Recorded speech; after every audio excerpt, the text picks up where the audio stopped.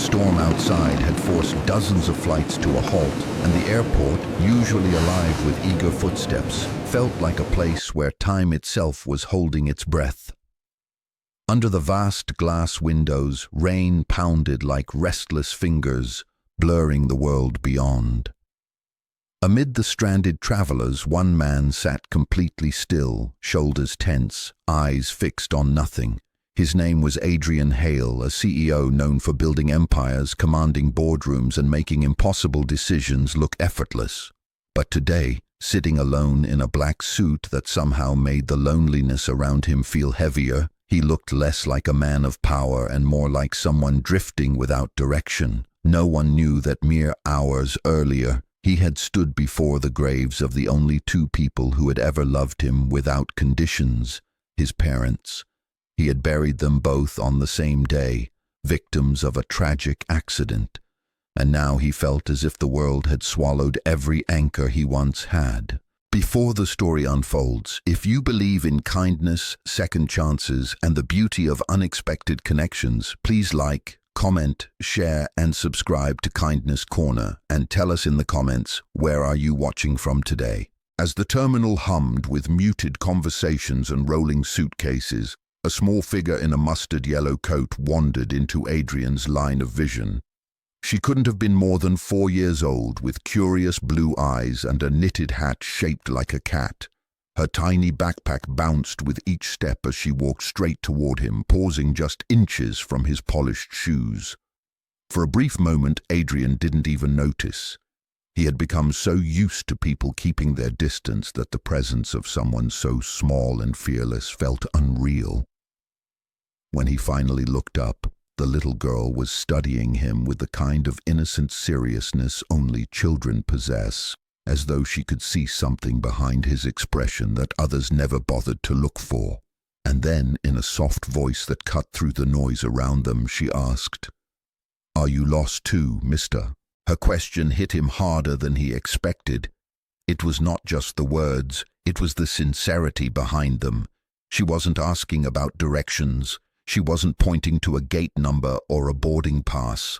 Somehow, without knowing anything about him, she had spoken to the part of him he had spent years burying under work and responsibilities.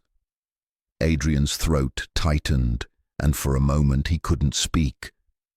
He felt the weight of grief pressing against his chest, and in that moment, this tiny stranger had unknowingly cracked open a door he had kept locked since childhood. A few feet away, Marina Alden, the little girl's mother, rushed forward with her suitcase, her face flushed with worry. She apologized quickly, assuming her daughter had disturbed a busy executive, but to her surprise, Adrian shook his head gently. He didn't tell her what her daughter had truly asked. He simply said it was fine, though inside he felt something shifting, something he hadn't felt in years.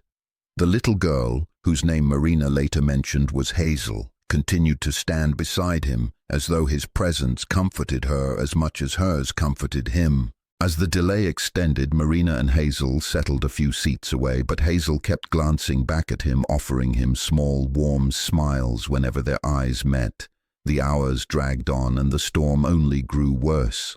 As Marina struggled with a crying Hazel who was exhausted, hungry, and overwhelmed, Adrian found himself rising from his seat and offering help before he could talk himself out of it. He bought Hazel a small stuffed airplane from a nearby shop and brought Marina a cup of chamomile tea that he hoped would ease her stress. Marina looked at him with a mixture of gratitude and confusion. This was not the behavior she expected from a man who carried himself like someone untouchable. She thanked him quietly, but what surprised her most was the softness in his eyes, a softness that didn't match the sharp suit or powerful demeanor. When Hazel finally fell asleep on her mother's lap, Marina and Adrian talked. She learned that he had no family left, that work had replaced human connection for him long ago, and that today's grief had left him feeling hollow in a way he didn't know how to describe. He didn't go into details, but he didn't need to. Marina could see the weight he carried. In return, Adrian learned that Marina was a single mother working 2 jobs, trying to give Hazel a life filled with warmth despite how hard things often were. She told him it hadn't been easy, but Hazel's smile made every struggle worth it.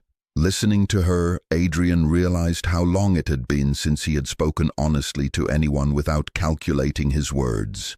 As more hours passed, Hazel woke up again and toddled straight to Adrian, climbing onto the seat beside him without hesitation. She showed him her stuffed airplane, giggled when he pretended it could fly, and leaned her head lightly against his arm as if she had known him for years. Adrian felt something inside him thaw, a quiet, unfamiliar warmth spreading through a heart he thought was permanently frozen. For the first time since his parents' accident, he didn't feel entirely alone. Marina watched them and felt a strange mix of wonder and unease. This powerful man, who likely spent more money in a week than she did in a year, looked utterly transformed by her daughter's presence. When the announcement finally came that flights were cancelled for the night, chaos erupted. People scrambled for hotel vouchers and rebooking lines. Marina panicked because she couldn't afford a last-minute hotel and didn't know how she would keep Hazel warm and safe in the crowded terminal overnight. Seeing her distress, Adrian stepped forward and gently insisted they take the extra room he had already booked. Marina resisted at first, pride tugging at her. But when she looked at Hazel, shivering and clinging to her stuffed toy, she accepted, though her voice trembled with embarrassment and gratitude. That night at the airport hotel, after ensuring Marina and Hazel were settled safely, Adrian returned to his room. But sleep refused to come. Hazel's question echoed in his mind. "Are you lost too, mister?" He realized the answer was yes, and he had been lost long before today.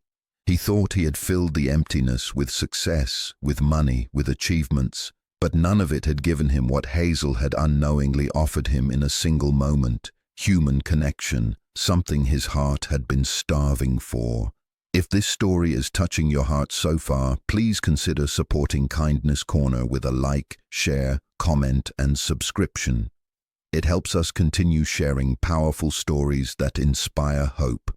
The next morning, when their new flights were confirmed, Hazel ran to Adrian and wrapped her tiny arms around him.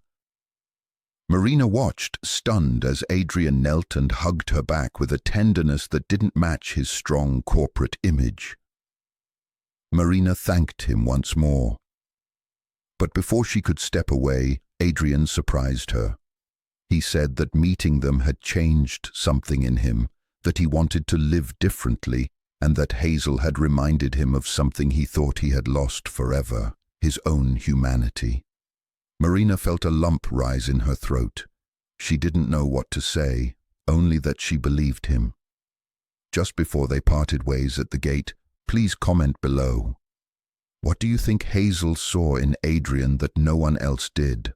As their flights boarded and their paths diverged, Adrian felt a renewed sense of purpose, subtle, fragile, but real.